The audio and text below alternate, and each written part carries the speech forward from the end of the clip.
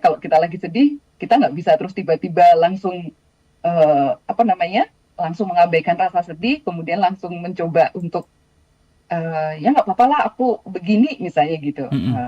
Aku lebih mending nih daripada temen gitu.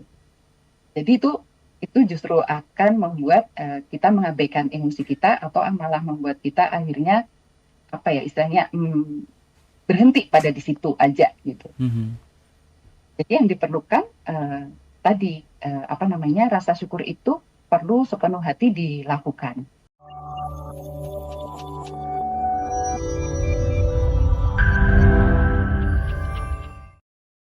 Cara kerja syukur. Nah, sebetulnya seperti apa, Mbak? Cara kerja syukur ini sampai kemudian bisa menimbulkan efek senang, efek bahagia dalam diri seseorang, Mbak.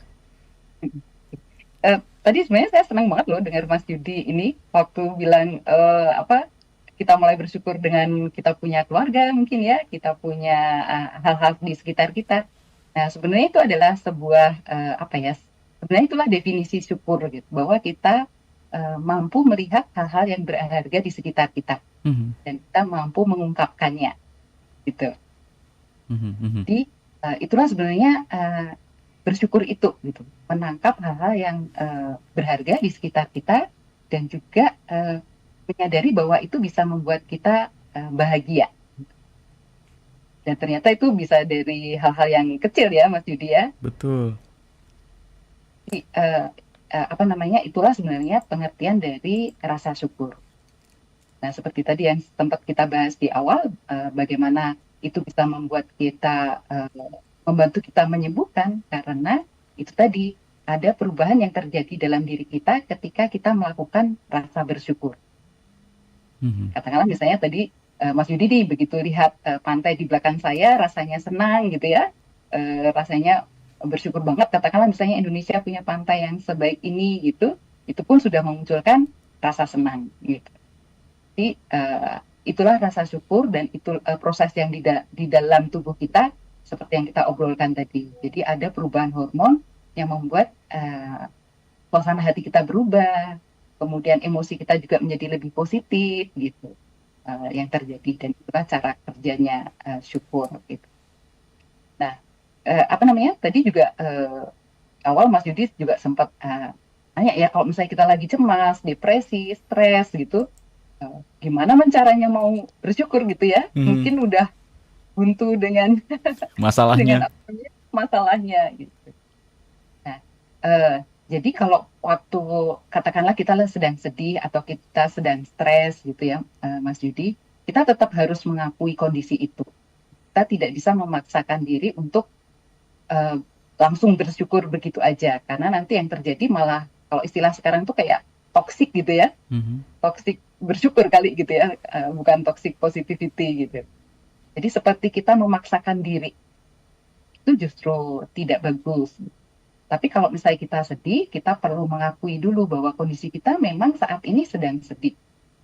Mhm. Kalau kita katakanlah reaksi sedihnya apa? Menangis pun bukan tanda kelemahan ya, tapi Mhm. menangis pun bisa menjadi ekspresi kita sedih. Gitu. Dan itu penting karena kita jadi mengenali emosi kita, mengenali apa yang kita rasakan dan apa yang menyebabkannya. Jadi itu yang sebuah titik poin yang penting juga ketika kita sedih. Kita tak perlu buru-buru langsung berusaha mencari apa yang kita syukuri, tapi kita menyadari dulu nih apa yang kita rasakan. Kemudian kita memberi waktu pada diri sendiri untuk mengekspresikan emosi kita itu. Kalau sedih ya mungkin bisa dengan menangis mungkin kalau apa namanya biasanya dengan menangis itu juga bukan menunjukkan kelemahan atau mungkin kita bisa sendiri dulu beberapa saat itu pun juga boleh gitu. Jadi Hmm. setelah kita menerima itu baru kita mulai mencari nih apa namanya hal-hal apa sih yang masih kita miliki, hal-hal apa sih uh, yang bisa menjadi aset kita atau yang berharga buat kita yang bisa menjadi um, apa ya energi kita lagi gitu. Mhm. Mhm. Mhm. Saya tadi kita bersedih, terus kita coba lihat, oh ternyata katakanlah kita masih punya pasangan misalnya, yang dia selalu mendampingi kita setiap hari misalnya. Mhm. Kita bersyukur kita masih punya pasangan. Jadi jangan diabaikan sedihnya, tapi setelah sedih itu kita kenalin, kita mulai mencari apa yang berharga di sekitar kita, apa yang bisa kita syukurin dari yang masih ada di sekitar kita. Oke. Wow, ini Jadi menarik. kita yang apa namanya mulai untuk mengembalikan kekuatan kita tadi. Gitu. Mhm, mhm. Baik, Mbak Diana, pertanyaan menarik dari Pak Joko di Jakarta ini. Selamat malam Ibu Diana, ucapan bersyukur diucapkan dengan sepenuh hati dan tulus atau hanya formalitas saja, Bu? Ya, tadi yang seperti tadi ya, kalau kita lagi sedih, kita nggak bisa terus tiba-tiba langsung apa namanya, langsung mengabaikan rasa sedih, kemudian langsung mencoba untuk ya nggak apa-apa lah, aku begini misalnya gitu. Mhm, Aku lebih mending nih daripada temen gitu. Jadi itu justru akan membuat kita mengabaikan emosi kita atau malah membuat kita akhirnya apa ya istilahnya berhenti pada di situ aja gitu. mhm, Jadi yang diperlukan tadi apa namanya rasa syukur itu perlu sepenuh hati dilakukan. mmm, Karena namanya kita mengenali dan kita berhasil mengungkapkan. Jadi itu kan perlu sepenuh hati ya dilakukan. ya, Saya itu tadi kita bersyukur karena misalnya kita masih bisa bernapas gitu mhm, misalnya. Atau semua fungsi tubuh kita berjalan masih bisa berjalan dengan baik. Nah, mhm, itu harus dilakukan sepenuh hati kita mhm, rasakan. Baru dia berproses.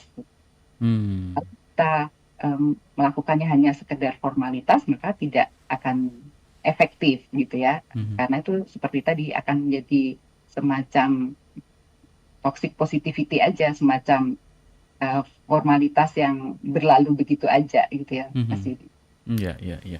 Baik, ini menarik. Jadi memang kita harus memberikan waktu dulu kepada diri kita untuk menerima kenyataan, kemudian ada sampai pada satu titik yang oke, saatnya yang membuat kita akhirnya mengakui kebersyukuran tadi ya Mbak Diana ya.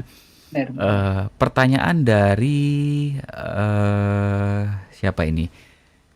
Sebentar, namanya adalah Rini. Mbak Rini, selamat malam Mbak Diana dan Mas Yudi. Saya kalau merasakan stres yang saya merasakan sakit kepala, tapi betul sekali kata Mbak Diana, dengan bersyukur atau bahasa Jawanya pasrah dengan cara beribadah, sholat, berdoa, pasrah kepada Yang Maha Kuasa. Setelah itu saya merasakan ringan pikiran saya dan saya juga usahakan untuk rileks dengan jalan-jalan. Terima kasih Oke. tipsnya Mbak Diana gitu. Oke. Jadi bagus banget itu Mas Yudi ya. Jadi Mhm, dia melakukan syukurnya dengan bentuk berdoa gitu ya. Jadi di berdoa itu dia bisa katakanlah apa namanya, walaupun sakit mungkin atau masih ada kondisi yang mungkin belum optimal, tapi dia menemukan hal-hal yang bisa dia syukurin kepada Tuhan misalnya gitu. Atau ketika dia berjalan-jalan, dia bisa menikmati sekitarnya, misalnya dia berjalan-jalan di katakanlah di lapangan gitu ya, mhm. dia bisa sambil main pool, melihat sekitarnya, dan bersyukur nih masih bisa berjalan, masih bisa merasakan apa mungkin kalau tidak pakai sepatu masih bisa merasakan rumputnya, lapangannya gitu. Jadi itu bagus banget gitu. Mhm, mhm. Eee, Perbedaan bersyukur tadi Mbak, Rini menyebutkan kata pasrah. Jadi Mm-mm. udah betul-betul memasrahkan semuanya kepada Tuhan. Dengan bersyukur ini seperti apa ya kira-kira Mbak Diana, korelasinya? Oke. Hmm, pasrah itu berbeda dengan kalau menurut saya berbeda dengan kita menyerah ya. Mhm, Jadi pasrah itu sebenarnya sebuah bentuk keikhlasan. mhm, Seperti kita mengenali, oh oke, apa namanya, saat ini kondisi saya seperti ini. Kita menerima gitu. Itu menurut saya sebenarnya pasrah. Jadi kita seperti ikhlas menerima apa yang sedang terjadi saat ini. mhm, Tapi kalau menyerah berbeda ya. Dia akan semacam eh, merasa tidak berdaya gitu. Tapi kalau pasrah itu kita ikhlas menerima kondisi yang kita alami. Nah, begitu kita pasrah, kita menerima dengan ikhlas, maka kita baru akan bisa melihat nih eh, hal-hal apa saja yang berharga sebenarnya di sekitar kita. Karena kita sudah tidak terbebani lagi kan dengan rasa tidak berdaya tadi. mhm. Kita akan mulai melihat untuk bisa move on, untuk bisa berubah, apa nih yang bisa kita lakukan. Mmm, Itu pasrah tadi. mhm, mhm, mhm. Makanya mungkin akhirnya dari sisi fisiknya tadi yang dirasakan dia jadi merasa lebih enteng gitu ya. Tadi Mhm, kalau nggak salah Mbak siapa tadi Mbak ya, Rini, mhm. Mbak ini. Jadi begitu dia lakukan itu, ternyata berimbas juga ke tubuhnya. Dia jadi merasa lebih enteng, kepalanya juga mungkin jadi lebih ringan gitu. Mhm mhm. Wah, terima kasih nih Mbak Rini untuk sharingnya ya, ini berharga sekali.